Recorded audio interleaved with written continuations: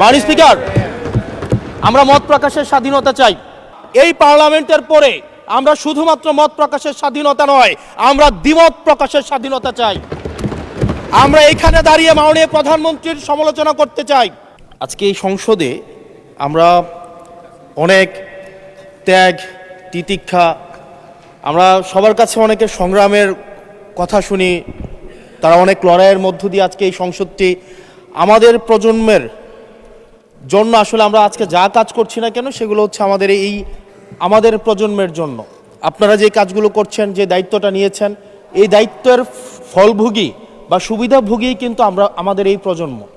মাননীয় স্পিকার, আমরা খুব আশাহত হই যখন এই সংসদ এত রক্ত, এত লড়াই, এত ত্যাগের পরে আজকে যখন এই সংসদটি গঠিত হয়েছে, কিন্তু এই সংসদ আবার আগের যেই ভিশিয়াস সাইকেল, দোষারোপের যেই সাইকেল, একজনকে বিভিন্ন ট্যাগিংয়ের যেই সাইকেল, মত দমনের নামে, বিরোধী মত দমনের নামে মামলার যেই সাইকেল, আমরা সেইখানে আবার চলে গিয়েছি।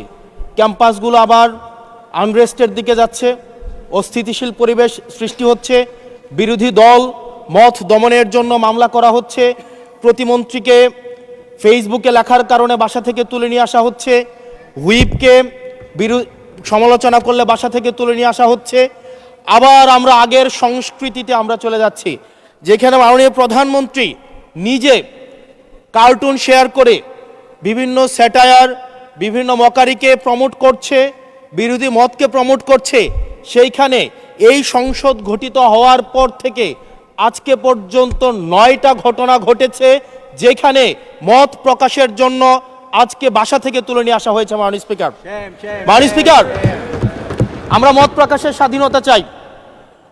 মত প্রকাশের স্বাধীনতা আগেও ছিল, মত প্রকাশের স্বাধীনতা আওয়ামী লীগের সময় ছিল, তবে সেটা সহমত প্রকাশের স্বাধীনতা। আমরা এই পার্লামেন্টের পরে আমরা শুধুমাত্র মত প্রকাশের স্বাধীনতা নয়, আমরা দ্বিমত প্রকাশের স্বাধীনতা চাই।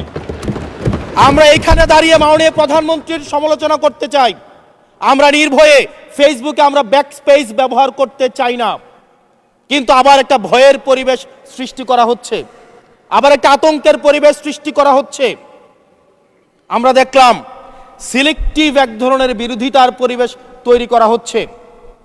আমাদের সমাজের যারা গ্রহণযোগ্য এক ধরনের পলিটিক্যালি এলিট শ্রেণীর নারীদেরকে নিয়ে যখন সমালোচনা করা হয়, তখন সেটাকে নারীদের বিরুদ্ধে এটাকে বিবেচনা করা হয়।